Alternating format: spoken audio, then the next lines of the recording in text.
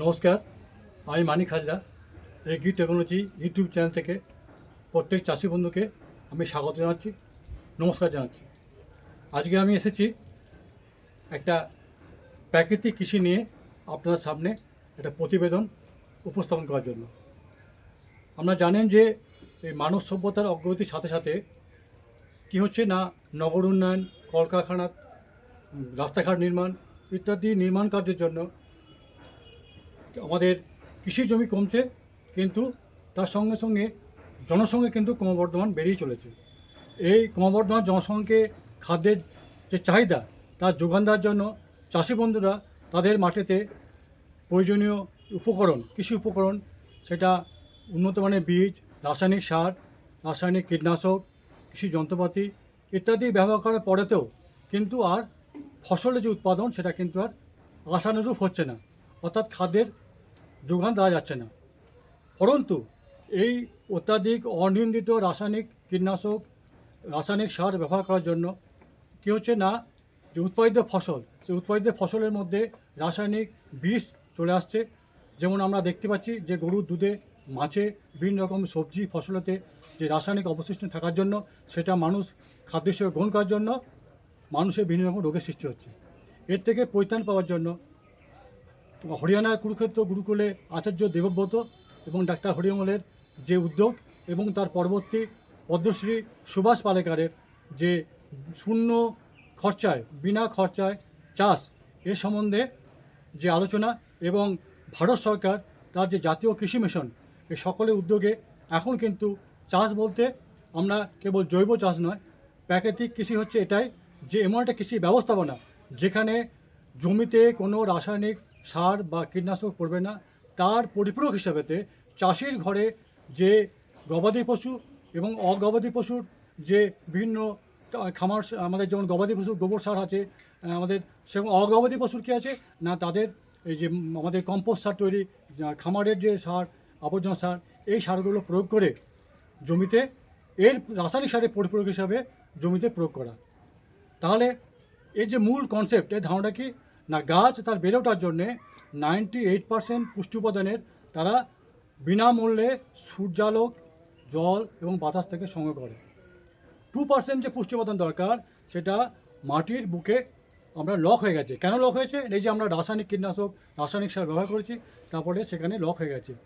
এর জন্য এই প্রাকৃতিক ঘরোয়া উপায়তে যে উপাদান বিনা খরচায় চাষি উৎপাদন করে মাঠে প্রয়োগ করবে, তার ফলে কী হবে না, মাটির মধ্যে যে অণুজীব, উপকারী অণুজীব এবং বিভিন্ন উপকারী পোকা, কেঁচো আছে, সেগুলো আমাদের বৃদ্ধি পাবে, এবং সেই উপকারী জীব, উপকারী অণুজীব এরা যে জৈব পদার্থ প্রয়োগ করছি, সেই জৈব পদার্থ খেয়ে তারা বেঁচে থাকবে, এবং তারা কী করবে না, গাছের শিকড়েতে গাছকে তাদের প্রয়োজনীয় খাদ্য উপাদান যেটা রক হয়ে গেছে সেটাকে সাপ্লাই দেবে, সরবরাহ করবে।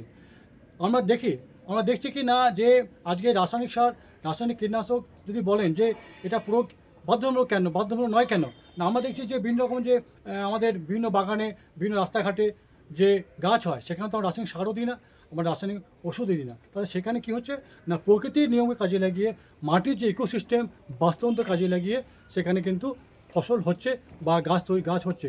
ঠিক সেরকমই আমাদের যে ভারত সরকার যে কৃষি মিশন, তার যে উদ্যোগ, সেটা মূল বিষয়বস্তু হচ্ছে এটাই, যে প্রকৃতির নিয়মকে কাজে লাগিয়ে প্রাকৃতিক যে মাটির এবং আমাদের ফসলের যে ইকোসিস্টেম মাটির বাস্তুতন্ত্রকে বাঁচিয়ে রেখে জৈব উপাদান মাটিতে সরবরাহ করে জৈব কার্বন বৃদ্ধি, মাটির উর্বরতা বৃদ্ধি, এবং ফলস্বরূপ হচ্ছে যে মাটিতে যে উপকারী অণুজীব আছে তাদের সংখ্যা বাড়িয়ে গাছকে তাদের পুষ্টি উপাদান যা লক হয়েছে সেটাকে মুক্ত করে সেই গাছকে প্রদান করা। তাহলে এই বিষয় হচ্ছে 3-4টে স্তম্ভের উপর দাঁড়িয়ে আছে। সেটা কি না, এক হচ্ছে কোনোভাবেই মাটিতে রাসায়নিক সার প্রয়োগ হবে না, তার পরিবর্তে ঘরোয়া উপাদানে আমাদের যে জৈব সার সেটা আমরা ব্যবহার করব। রাসায়নিক কীটনাশক ব্যবহার হবে না, তার থেকে ভেষজ বা প্রাকৃতিক যে কীটনাশক সেটা আমরা জমিতে ব্যবহার করব। এরপর আসি এই পদ্ধতিগুলো কি না, ঘরোয়া উপাদান যে পদ্ধতি হচ্ছে কি না, একটা কৃষক, প্রান্তিক যদি কৃষক হয়, সে একটা মাত্র দেশি গরু থেকে সে আমাদের 1 একর জমির আমাদের যে সার দরকার তার উপাদান জমিতে প্রয়োগ করে লাভবান হতে পারে। কারণ আমরা জানি যে 1 গ্রাম যে আমাদের গোবর, তাতে 300 থেকে 500 কোটি জীবাণু থাকে। তাহলে সেই জীবাণুগুলো আমাদের গোবর সারের মধ্যে পাচ্ছে। এরপরে এই ভেষজ যে দেশীয় দেশীয় প্রযুক্তিগুলো আমি একে একে আপনার সামনে রাখছি। প্রথম হচ্ছে কি না জীবামৃত। সেটা কি না 10 কেজি এই কাঁচা গোবর দেখছেন, এই যে আমাদের রয়েছে এখানে, এই 10 কেজি কাঁচা গোবর এবং এই আমাদের যে গোমূত্র 10 কেজি কাঁচা গোবর এবং গোমূত্র 10 লিটার গোমূত্র, 2 কেজি ডালের বা বেসনের গুঁড়ো, 1 মুঠো রসালো মাটি, তার সঙ্গে না 2 লিটার জল মিশিয়ে একটা মাটির পাত্রে রাখবো। সেটাকে 7 থেকে 10 দিন রাখবো এবং মাঝে মধ্যে নাড়াচাড়া করে এটা পচিয়ে দেবো। এরপরেতে তার সঙ্গে আরও 10 গুণ জল মিশিয়ে আমরা 1 একর জমিতে আমরা প্রয়োগ করবো। তার ফলে কী হবে না গাছে মাটিতে তরল সারের আসবে, আমাদের পুষ্টি যোগান দেবে গাছেতে জমিতে। এবং তারপরে আসছি আমরা পঞ্চগব্য। পঞ্চগব্য কি না 5 কেজি কাঁচা গোবর, 3 লিটার গোমূত্র, 2 কেজি হচ্ছে আমাদের টক দই, 2 লিটার দুধ, 1 কেজি ঘি, এগুলো মিশিয়ে নাড়াচাড়া করে একটা মাটির পাত্রে রেখে আমরা 7 থেকে 10 দিন পচাবো। একবার ঘড়ির দিকে কাঁটার দিকে একবার, কাঁটার বিপরীত দিকে একবার, এভাবে ঘুরিয়ে সেটা পচিয়ে আমরা 1 একর জমিতে প্রয়োগ করবো। তাহলে এখানে কী হবে না, এর ফলে কী হবে না মাটি শোধন হবে, আমরা সেচের জলের সঙ্গে দিতে পারি, বীজ ফেলার পর দিতে পারি, কম্পোস্ট সারের সঙ্গে দিতে পারি। তাহলে আমাদের গাছেতে এই পুষ্টি যোগান হবে।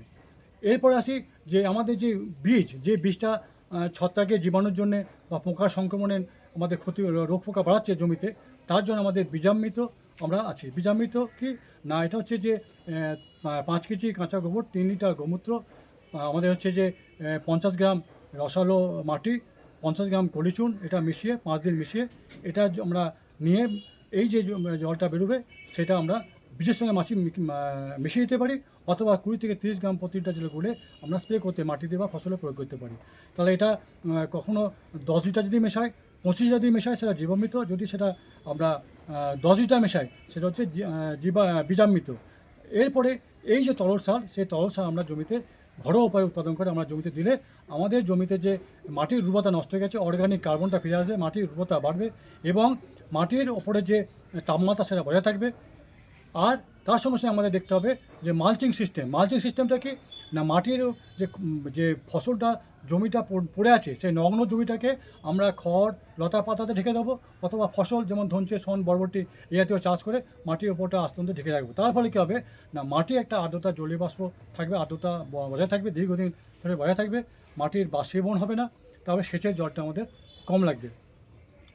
এরপর আমরা কীটনাশক হিসেবে, ভেষজ কীটনাশক হিসেবে আপনার সামনে বলতে চাইছি যে কয়েকটা পদ্ধতি আছে। সেটা প্রথমত বলবো আগ্নেয়াস্ত্র, ব্রহ্মাস্ত্র এবং নিমাস্ত্র। ব্রহ্মাস্ত্র হচ্ছে কি না, ব্রহ্মাস্ত্র হচ্ছে যে 3 কেজি নিম পাতা, 2 কেজি আতা পাতা, 2 কেজি ডালিম পাতা, 2 কেজি হচ্ছে পেঁপে পাতা, এর থেতো করে মিশিয়ে তার সঙ্গে 10 লিটার গোমূত্র মিশিয়ে আমরা ফুটাবো। এই আয়তনটা অর্ধেক করে দিয়ে একদিনে কয়েকবার ফুটিয়ে এটা আয়তনটা অর্ধেক করে নেবো এবং সেই 2 থেকে 2.5 লিটার সেই নির্যাসটা সেটা ছেঁকে নিয়ে 1 লিটার জলের সঙ্গে মিশিয়ে আমরা জমিতে প্রয়োগ করবো। জমিতে প্রয়োগ করে আমাদের রসশোষক পোকা, ফল সুটি ছিদ্রকারী পোকা, এনে বিভিন্ন পোকাগুলো দমন নিয়ন্ত্রণ করা যাবে।